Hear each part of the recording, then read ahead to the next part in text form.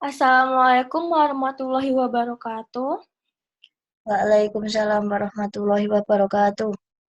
Kami dari kelompok 9 akan mempresentasikan hasil dari kerja kelompok kami, yaitu tentang eh, asuhan keperawatan perkembangan psikososial pada sekolah.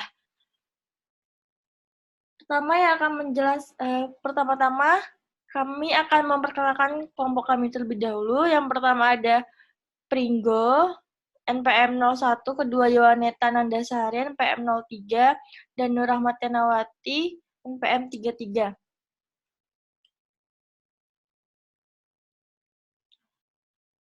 Pertama, definisi perkembangan anak usia 6-12 tahun, di mana pada usia ini anak akan belajar memiliki kemampuan bekerja dan mendapat keterampilan dewasa, belajar menguasai dan menyelesaikan tugasnya, produktif belajar, kenikmatan dalam berkompetensi kerja, dan merasakan bangga dalam keberhasilan melakukan sesuatu yang baik.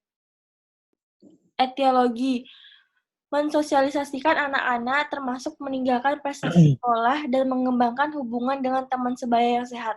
Kedua, mempertahankan hubungan perkawinan yang memuaskan. Ketiga, memenuhi kebutuhan kesehatan fisik anggota keluarga.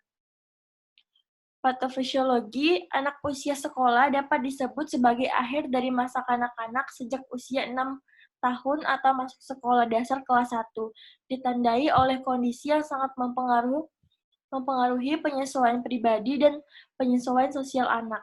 Tugas perkembangan keluarga pada tahap ini ialah mensosialisasikan anak-anak, termasuk meningkatkan prestasi sekolah dan mengembangkan hubungan dengan teman sebaya, mempertahankan hubungan perkawinan yang memuaskan, dan memenuhi kebutuhan kesehatan fisik anggota keluarga. Kemudian klasifikasi. Yang pertama, perkembangan biologis. Saat umur sampai 12 tahun, pertumbuhan rata-rata 5 cm per tahun untuk tinggi badan dan meningkat 2-3 kg per tahun untuk berat badan. Selama usia tersebut, anak laki-laki dan perempuan memiliki perbedaan ukuran tubuh. Anak laki-laki cenderung gemuk. Pada usia ini, pembentukan jaringan lemak lebih cepat perkembangannya daripada otot. Yang kedua, perkembangan psikososial. Menurut Freud, perkembangan psikososialnya digolongkan dalam fase laten, yaitu ketika anak berada dalam fase oedipus yang terjadi pada masa prasekolah dan mencintai seseorang. Dalam tahap ini, anak cenderung membina hubungan yang erat atau akrab dengan teman sebaya. Juga banyak bertanya tentang gambar seks yang dilihat dan dieksploitasi sendiri melalui media. Yang ketiga, temperamen. Sifat temperamental yang dialami sebelumnya merupakan faktor terpenting dalam perilakunya pada masa ini. Pola perilakunya menunjukkan anak mudah bereaksi terhadap situasi yang baru.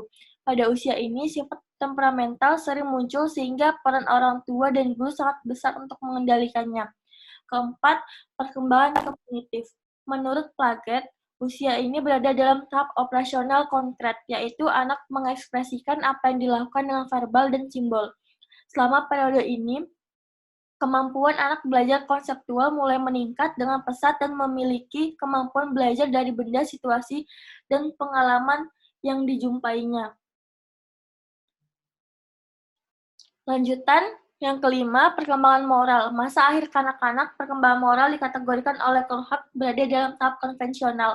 Pada tahap ini, anak mulai belajar tentang peraturan-peraturan yang berlaku, menerima peraturan, dan merasa bersalah bila tidak sesuai dengan aturan yang telah diterimanya. Keenam, perkembangan spiritual. Anak usia sekolah menginginkan segala sesuatunya adalah konkret atau nyata daripada belajar tentang God. Mereka mulai tertarik terhadap surga dan neraka sehingga cenderung melakukan atau mematuhi peraturan karena takut bila masuk neraka. Ketujuh, perkembangan bahasa. Pada usia ini terjadi penambahan kosakata umum yang berasal dari berbagai pelajaran di sekolah, bacaan, pembicaraan, dan media. Kesalahan pengucapan mengalami penurunan karena selama mencari pengalaman, anak telah mendengar pengucapan yang benar sehingga mampu mengucapkannya dengan benar. Selanjutnya akan dijelaskan oleh Pringgo.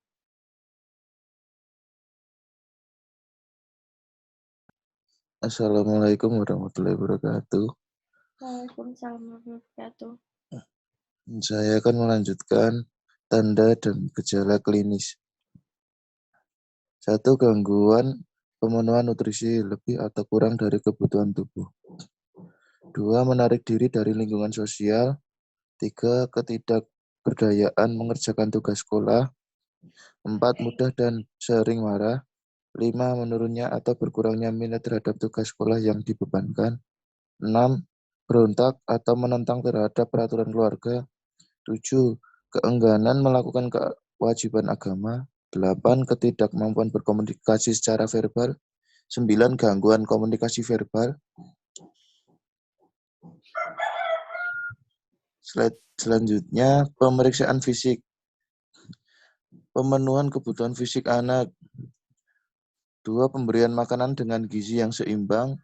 3. Pemberian vitamin dan imunisasi ulang. 4. Ajarkan kebersihan diri. Pemeriksaan penunjang. 1. Kaji kemampuan motorik kasar dan halus pada anak. 2. Berikan kesempatan anak untuk bercerita dan berbicara. 3. Sering mengajak anak untuk berkomunikasi. 4. Latih anak untuk bersosialisasi dengan orang lain.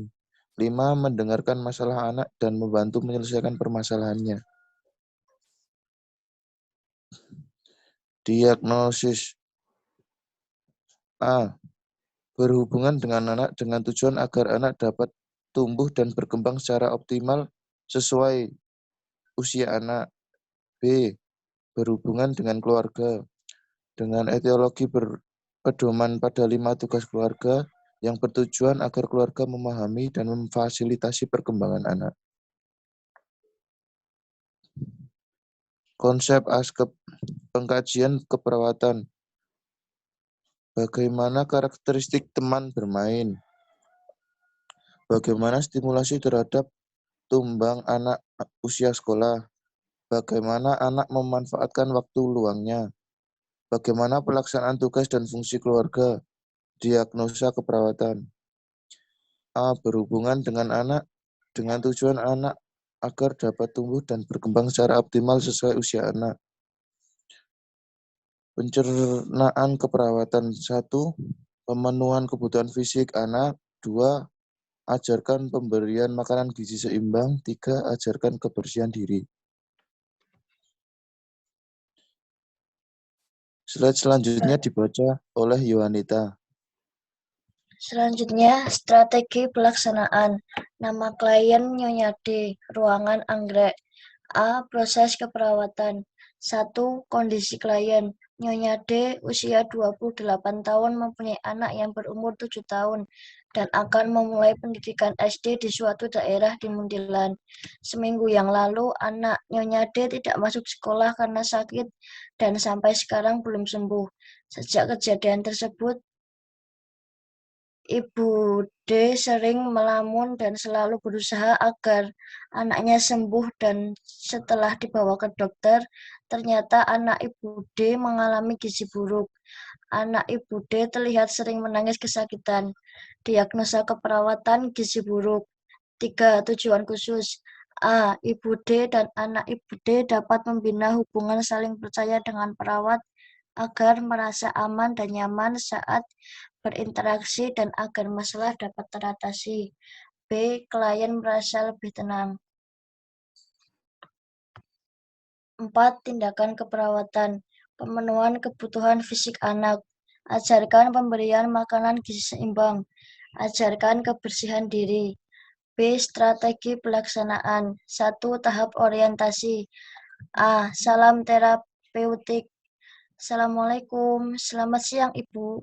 Saya perawat Yohan yang akan berusaha membantu mengatasi masalah anak Ibu. Ibu bisa memanggil saya Suster Yoha. Saya perawat yang dinas siang ini dari pukul 1 sampai pukul 5 sore. B. Evaluasi atau validasi. Baiklah Bu, bagaimana keadaan anak Ibu hari ini? Apa sudah mulai mau makan? Kontrak. 1. Topik. Kalau begitu, bagaimana jika kita berbincang-bincang sebentar tentang keadaan anak Ibu? Tujuannya supaya pemenuhan gizi anak Ibu dapat terpenuhi dan anak Ibu bisa sehat kembali dan memiliki berat badan yang ideal. Dan kesedihan Ibu mungkin bisa berkurang. 2. Waktu. Ibu maunya berapa lama kita berbincang-bincang? 3. Tempat. Ibu mau kita berbincang-bincang di mana? Di sini saja. Baiklah. 2. Tahap kerja. Baiklah Ibu D. Bisa Ibu jelaskan kepada saya bagaimana perasaan Ibu D saat mengetahui kalau anak Ibu mengalami gizi buruk? Saya mengerti mungkin sangat sulit untuk membuat anak kita memiliki berat badan yang ideal dan memiliki pemenuhan gizi yang baik. Sabar ya Bu, saya tidak bermaksud untuk mendukung Ibu, tapi saya akan memberikan Ibu dan anak Ibu sebuah tips untuk pemenuhan gizi seimbang anak Ibu agar anak Ibu tidak mudah sakit. Ibu masih punya saudara-saudara, anak-anak, dan orang lain yang sayang dan peduli sama Ibu. Untuk mengurangi rasa cemas, sekarang saya akan memberikan Ibu beberapa tips supaya gizi anak Ibu terpenuhi. Dan mungkin Ibu bisa membawa anak Ibu ke dokter supaya bisa mendapatkan suntikan untuk imun. 3. Tahap terminasi. A. Evaluasi subjektif. Bagaimana perasaan Ibu sekarang? Apakah Ibu sudah mulai memahami cara yang tepat dalam memberikan makanan kepada anak Ibu untuk pemenuhan gizi seimbang? Objektif. Kalau begitu, coba Ibu jelaskan lagi hal-hal apa yang Ibu dapatkan dari perbincangan tadi. B. Tindak lanjut. Ya, bagus sekali, Bu. Setiap kali anak Ibu susah untuk makan, Ibu bisa mengolah makanan yang lain supaya anak Ibu mempunyai nafsu untuk memakannya. C. Kontrak yang akan datang. Sesuai dengan kontrak kita, tadi kita berbincang-bincang selama 20 menit. Dan sekarang sudah 20 menit ya, Bu. Kapan Ibu mau kita melanjutkan perbincangan kita? Bagaimana kalau kita besok lusa membincangkan tentang makanan kesukaan anak Ibu dan kita bisa mengolah makanan tersebut supaya anak Ibu semakin suka memakan makanan tersebut. Sebelum saya permisi, apa ada yang mau Ibu tanyakan? Baiklah, kalau tidak ada, saya permisi dulu ya, Bu. Assalamualaikum. Sekian dari kelompok kami. Terima kasih. Selanjutnya akan kami presentasikan asuhan keperawatan masalah psikososial resiko berduka.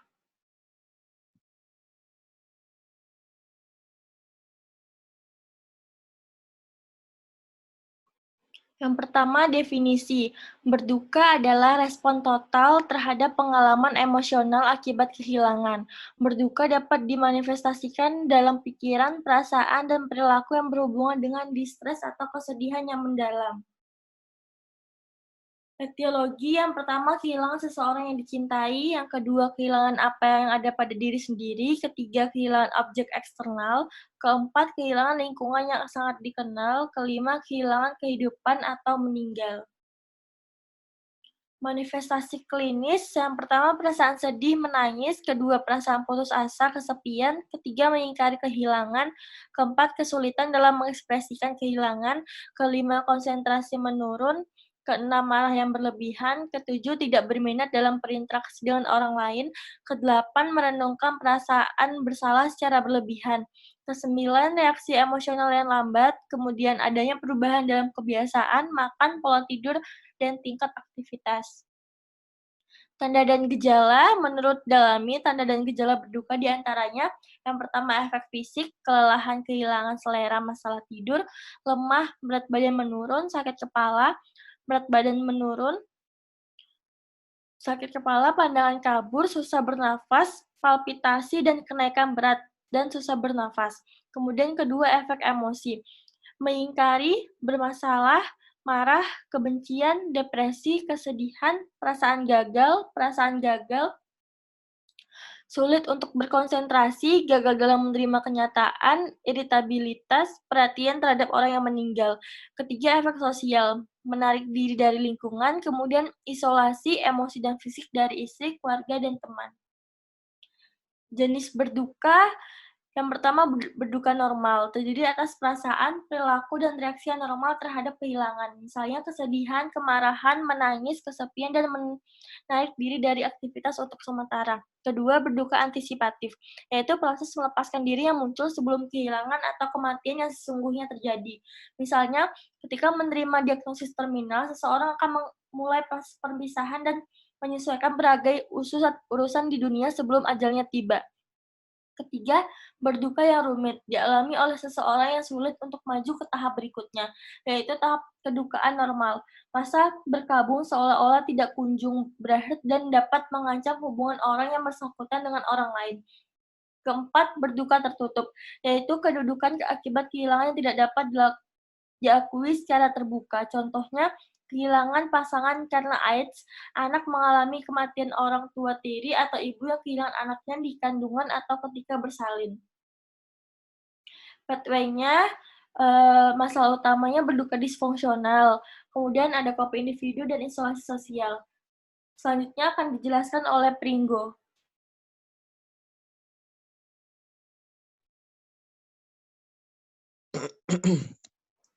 Selanjutnya, penata laksanaan keperawatan dan medis.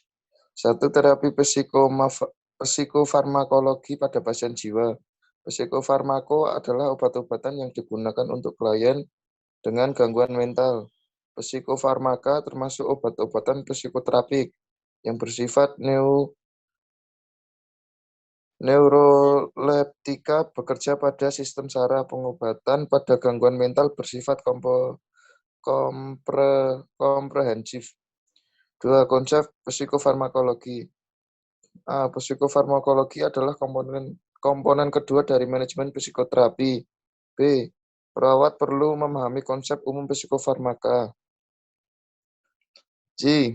Yang termasuk neurotransmitter, dopamin, neuroepinefrin, serotonin, dan GABA. GABA adalah gamma aminobutyric acid, dan lain-lain. D. Meningkat dan menurunnya kadar konsentrasi neurotransmitter akan menimbulkan kekacauan dan gangguan mental. E. Obat-obat psikofarmaka efektif untuk mengatur keseimbangan neurotransmitter.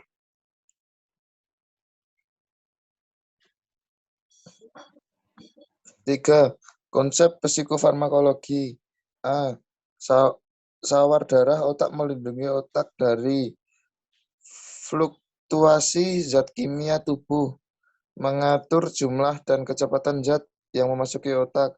B. Obat-obat psikofarmaka dapat melewati sawar darah otak, sehingga dapat mengaruhi sistem saraf. C. Ekstrapiramidal side effect. Efek samping terhadap ekstrapiramidal terjadi akibat penggunaan data penghambat dopamine agar didapat keseimbangan antara dopamine dan asetilkolin. D. Antikolinergik side effect. Efek samping antikolinergik terjadi akibat penggunaan obat penghambat asetilkolin. Konsep dasar asuhan keperawatan. Pengkajian faktor genetik, kesehatan fisik, kesehatan mental, pengalaman kehilangan di masa lalu, struktur kepribadian, adanya stresor perasaan kehilangan. 2. Diagnosa keperawatan. Masalah keperawatan yang sering timbul pada pasien kehilangan adalah sebagai berikut. A. Berduka, BD, kehilangan aktual atau kehilangan yang dirasakan. B. Berduka antisipatif, BD, perpisahan atau kehilangan. C. Berduka disfungsional, BD, kehilangan orang atau benda yang dicintai atau memiliki arti besar.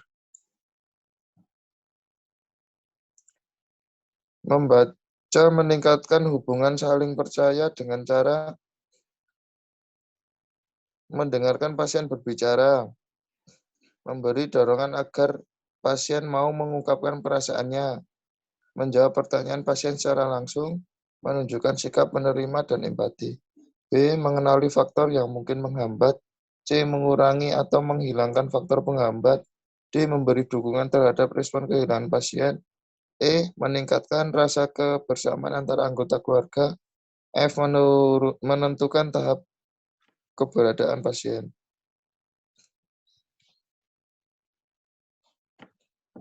Strategi pelaksanaan.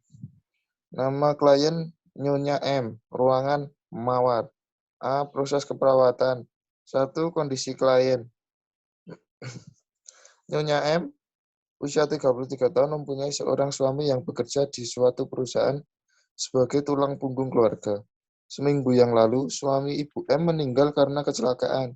Sejak kejadian tersebut, Ibu M sering melamun dan selalu mengatakan jika suaminya belum meninggal. Ibu M terlihat sering mengingkari kehilangan dan menangis. Selain itu, Ibu M juga tidak mau berinteraksi dengan orang lain dan merasa gelisah sehingga susah tidur. 2.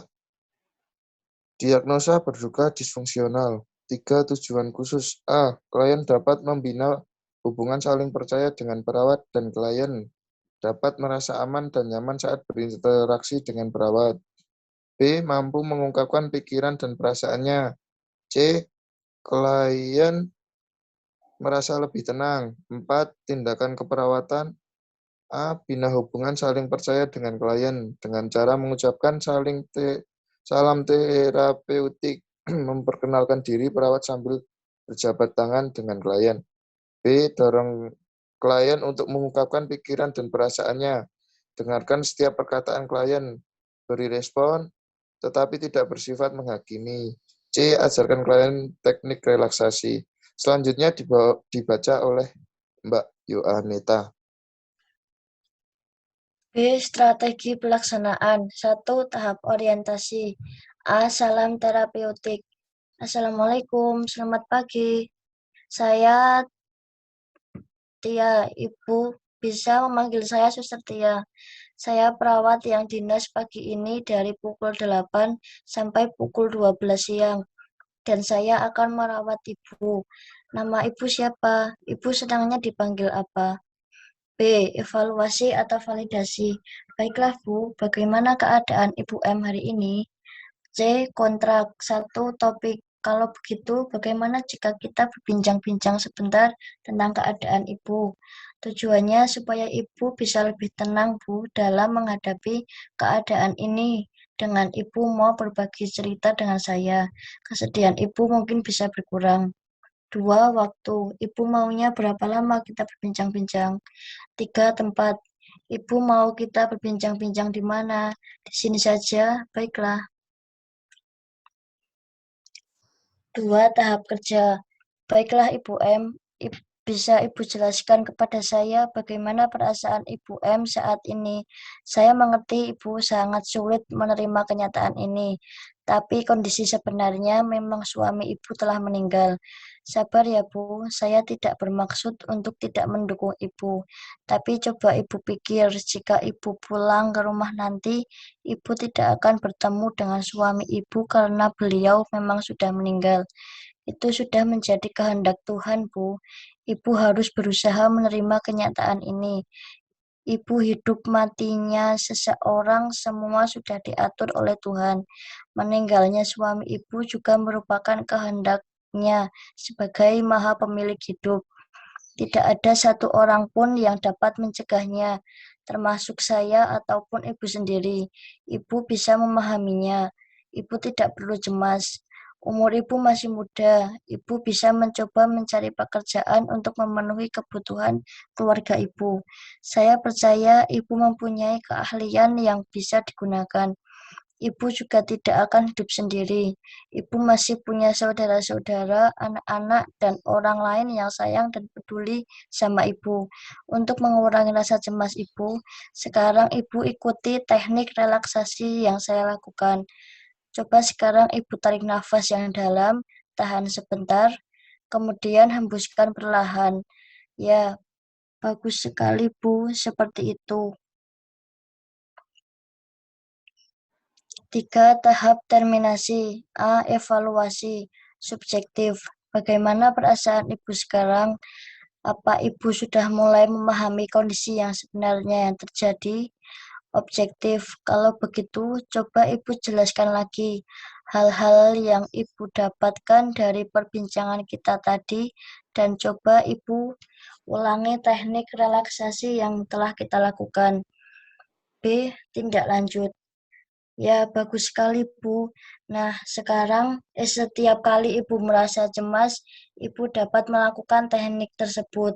Dan setiap kali Ibu merasa tidak terima dengan kenyataan ini, Ibu dapat mengingat kembali perbincangan kita hari ini. Bu, ini ada buku kegiatan untuk Ibu. Bagaimana kalau kegiatan teknik relaksasi Ibu masukkan ke dalam jadwal kegiatan Ibu? Ibu setuju? Nah, di sini ada kolom kegiatan, tanggal, waktu, dan keterangan.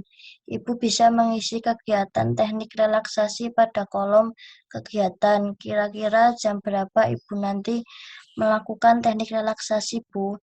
Cara mengisi buku kegiatan ini, jika Ibu melakukannya tanpa dibantu atau diingatkan orang lain, Ibu tulis di sini. Jika Ibu dibantu atau diingatkan, Ibu tulis B, dan jika Ibu tidak melakukannya, Ibu tulis T. Ibu paham ya, Bu? Nanti Ibu jangan lupa mengisi buku kegiatannya ya.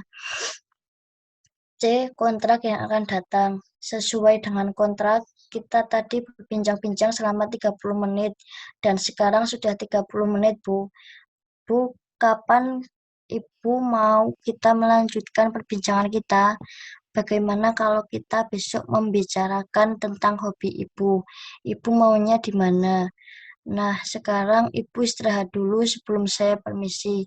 Apa ada yang mau Ibu tanyakan? Baiklah, kalau tidak ada, saya permisi dulu ya, Bu. Assalamualaikum.